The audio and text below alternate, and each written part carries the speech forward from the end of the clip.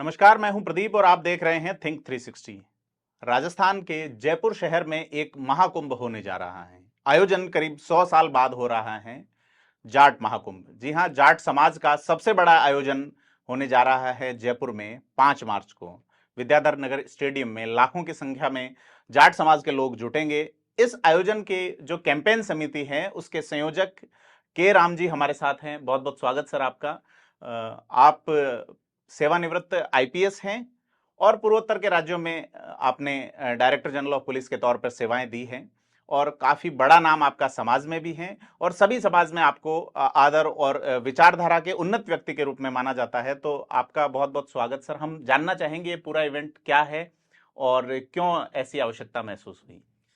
प्रदीप जी, भारतीय समाज की जो संरचना है जी उसमें जाति एक बेसिक आइडेंटिटी है जी और लीगली भी एफआईआर हो चाहे रजिस्ट्री हो, जी व्यक्ति के नाम के तुरंत बाद जाति आती है, फिर पेरेंटेज और निवास आता है। जी कुछ समय पहले क्षत्रिय समाज का इसी प्रकार का इवेंट हुआ जी और एक बड़ी पॉजिटिव इमेज बनी अनुशासन की, एकता की, संजीदगी की। जी तो ये एक तरह का कॉम्पिटिटिव स्पिरिट है। जी जाट समाज भी 100 साल पहले जो पुष्कर में कुंभ हुआ था, जी जिसका आयोजन भरतपुर महाराजा ने किया था, जी अब 100 साल बाद जी आज समाज कहाँ स्टैंड कर रहा है, समाज राष्ट्र के उत्थान और मजबूती में कैसे ज़्यादा बढ़ चढ़ के हिस्सा ले सकता है और समाज के सामने जो चुनौतियां हैं जी उसमें चिंतन करके आगे का रोड मैप क्या होना चाहिए।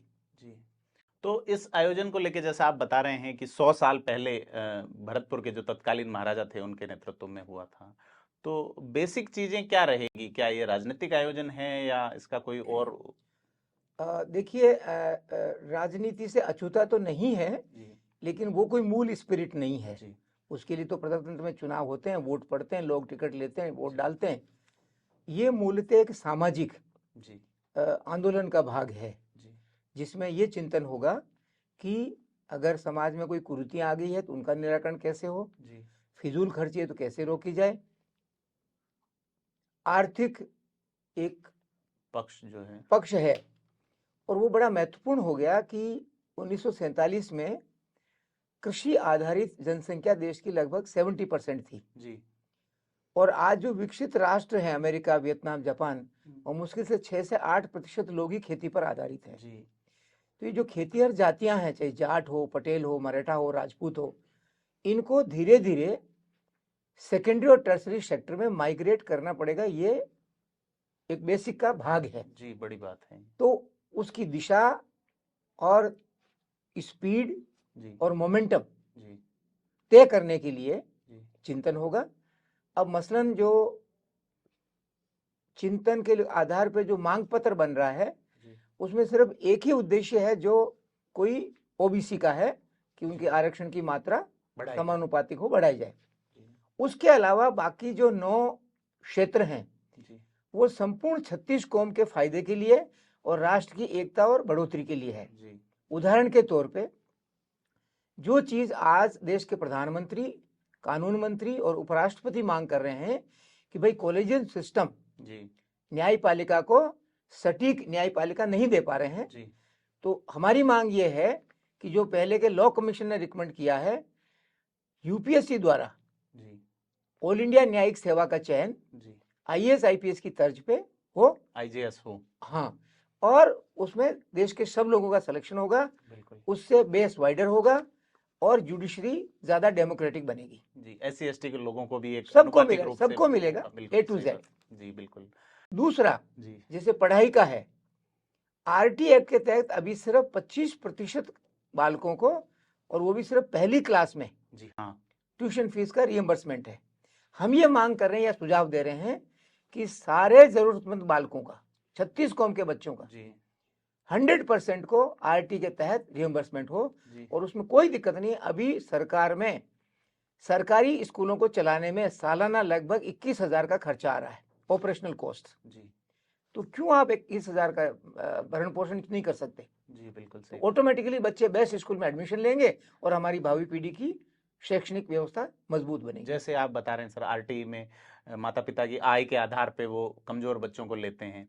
मान लीजिए किसी व्यक्ति की आय, बच्चा 5वीं में गया, 5वीं तक उसने प्राइवेट में पढ़ा दिया और उसके पिता का निधन हो जाता है या किसी ऐसे कारण से उनकी आय कम हो जाती है, तो फिर वो छठी में उसको, अगर मान लीजिए वो आरटीई में किसी स्कूल में जाना चाहे तो उसे एडमिशन नहीं मिलता। अपन यही एग्जैक्टली तो हम यही मांग कर रहे हैं जी कि जरूरतमंद बालक को हाँ 100% क्लास 1 से अच्छा क्लास 12 तक, जी, और वो सभी समाजों के सभी लिए, के लिए, और जी, जी, एवरीबॉडी। बिल्कुल सही, इसी तरह से तीसरा है पानी, पशु और पर्यावरण। जी जैसे ईस्टर्न राजस्थान के लिए ईआरसीपी नहर है, जी उत्तरी के लिए भाखड़ा नांगल है, शेखावाटी के लिए जो है यमुना का है, बिल्कुल, दक्षिण के लिए नर्मदा का है। का पानी, तो इसमें जो हक राजस्थान का बनता है जी उतना हक मिलना चाहिए।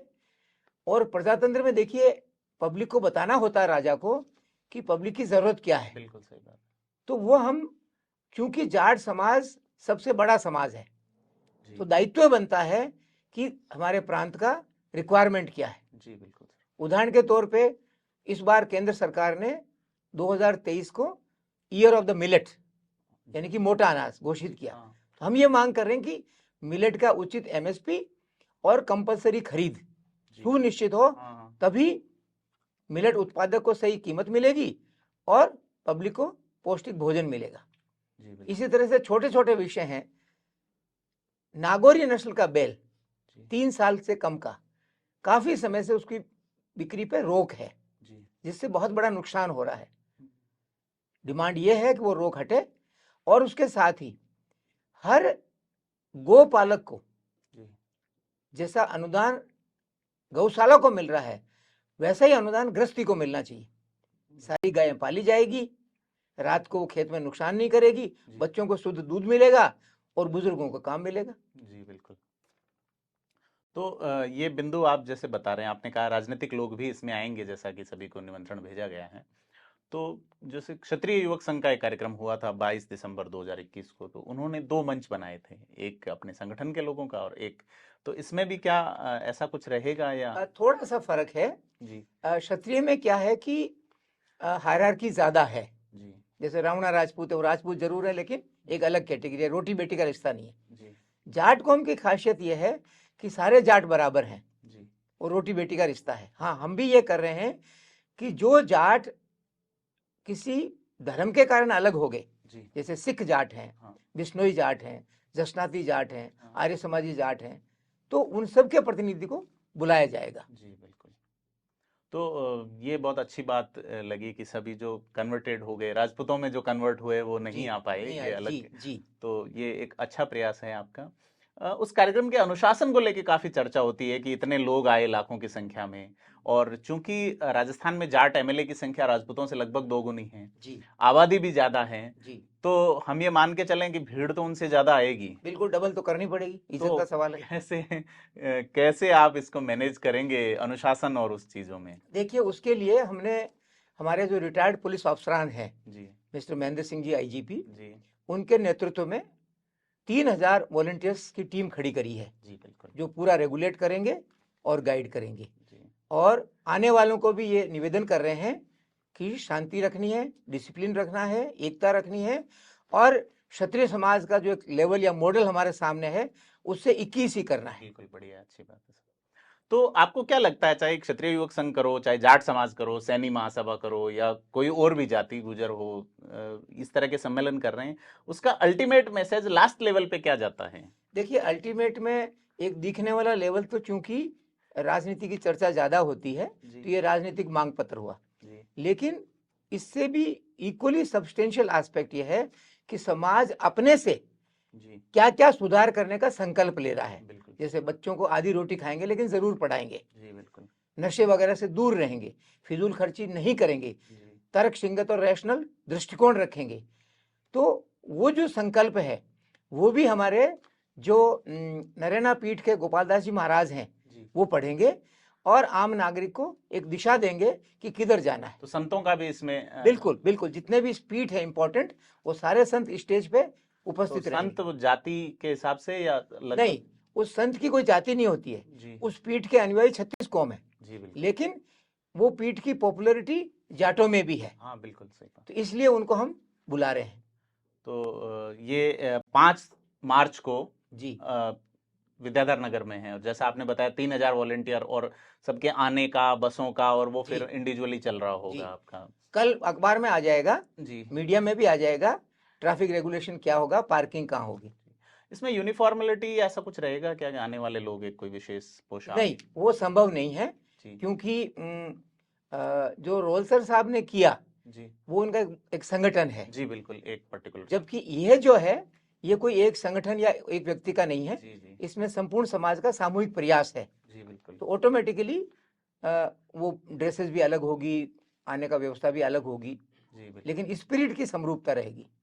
इसमें कई राजनीतिक संगठनों के लोग भी आएंगे, भारतीय जनता पार्टी, कांग्रेस। उसका बड़ा फायदा तो ये होता है कि निचले स्तर पे समाज के लोग आपस में जैसे आना जाना बंद कर देते हैं कि ये बीजेपी वाला मैं नहीं आ रहा, जी तो जी एक मैसेज हो जाएगा कि भाई हमारे अध्यक्ष साथ में बैठ रहे हैं पार्टियों बिल्कुल। इस के। पे आप देखेंगे स्टेज पे वसुंधरा राजे भी बैठेगी, जी डोटासरा जी भी बैठेंगे, सतीश पूनिया जी भी बैठेंगे, जी बिल्कुल। हनुमान जी आते हैं तो वो भी बैठेंगे, अमराराम भी बैठेंगे। जी, तो ये बुलावा सबको भेजा गया। बिल्कुल बिल्कुल। ऐसी चर्चाएं चल रही है कि हनुमान जी को नहीं आने या ऐसा कुछ। देखिए, इनवाइट 8 एमपी और 36 एमएलए हैं, जी सबको किया गया है। जी, अब एन मौके पे कौन पहुंच पाता, कौन नहीं पहुंच पाता है, समाज की ओर से सबका हाँ, स्वागत है। समाज की ओर से सबका स्वागत, और समाज चाहता है कि सब आए, जी बिल्कुल। हमारा ध्येय सब आए। तो कितना टारगेट लेके चल रहे हैं अपन? भाई कम से कम 5 लाख तो हो जाएगा, जी क्योंकि बहुत बड़ा जोश है जी और एक कॉम्पिटिटिव स्पिरिट हो गई है। जी जैसा आपने कहा कि राजपूत समाज की तुलना में जाटों की संख्या डबल है, तो उनका डबल तो लाना ही पड़ेगा, इज्जत का सवाल फिर है। आप दूसरे धर्म में जो चले गए उनको हाँ, भी तो ला रहे हैं। फिर जो हमारे सिख बन गए, बिश्नोई बन गए, जी जसनाती बन गए, आर्य समाजी बन गए,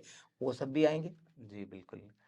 तो और कोई बात जो आप हमारे चैनल के माध्यम से अपने इस आयोजन में आने हम तो वालों को यही कहना चाहेंगे कि इस प्रयास के जरिए जी राष्ट्र की मजबूती में जाट कौम क्या योगदान दे सकती है। बिल्कुल जैसे फौज में वो आगाड़ी रहते हैं, स्पोर्ट्स में अच्छा रोल कर रहे हैं, बिल्कुल, खेत और खलियान तो करते ही आए हैं, बॉलीवुड तक भी है। बॉलीवुड तक भी हैं, जी और आने वाले समय में उद्योग जगत में भी जाना पड़ेगा। जी तो उसका जो एक डायरेक्शन तय करना है, जी एक छोटा सा उदाहरण देके मैं अपनी बात संपूर्ण करूंगा। आज से 500 साल पहले जी खंडेलवाल समाज के मुखिया हुए थे अग्रसेन महाराज। बिल्कुल। उन्होंने इसी तरह का कुंभ करके निर्णय लिया कि अब औद्योगिक क्रांति हो गई, अब हम खेती के बजाय एक ईंट एक रुपया का सिद्धांत हाँ, दिया था उन्होंने। बिल्कुल, हम व्यापार उद्योग का काम करेंगे। जी और आज देखिए संपूर्ण भारत में जी, अग्रवाल समाज सब जगह अग्रणी है। आइडियल है। तो उसी दिशा में ये कुंभ जो है जी समाज के आगे की दिशा को तय करेगा, और समाज के जो अचीवर्स हैं शिक्षा में, इंडस्ट्री में, किसी भी फील्ड में, उनको स्टेज पे दिखा के शोकेस करेंगे कि ये दिशा जिसमें हमें जाना है। तो ये हैं के राम जी, जो कि जाट महाकुंभ जयपुर में 5 मार्च को विद्याधर नगर स्टेडियम में होने वाला है, उसके आयोजन समिति में जो प्रचार और कैंपेन की जो समिति है उसके आप कन्वीनर हैं। और आपने बताया कि इस कार्यक्रम का उद्देश्य क्या है। यह कार्यक्रम एक जाति विशेष का कार्यक्रम जरूर है, लेकिन इसकी सोच समाज के प्रत्येक वर्ग को, प्रत्येक तबके को प्रभावित करने वाली है और उसके हित के लिए है, ऐसा आपका कहना है। आपका यह भी कहना है क्योंकि जाट एक मार्शल और अनुशासित कौम है। आपका यह भी कहना है कि जाट समाज एक मार्शल और अनुशासित कौम है। ऐसे में यह कार्यक्रम पूर्णतया अनुशासनबद्ध रहेगा, जैसा कि क्षत्रिय युवक संघ का कार्यक्रम रहा। उनको वो नजीर मानते हुए अपने इस कार्यक्रम को काफी प्रभावी तरीके से सुचारू करवाएंगे। हमारे दर्शकों से हम अपील करते हैं कि इस कार्यक्रम को हम अपने वेबसाइट पे, अपने यूट्यूब चैनल पे, फेसबुक पे लाइव करेंगे। तो कार्यक्रम को लाइव देखने के लिए हमारे साथ जुड़े रहें। बहुत बहुत धन्यवाद।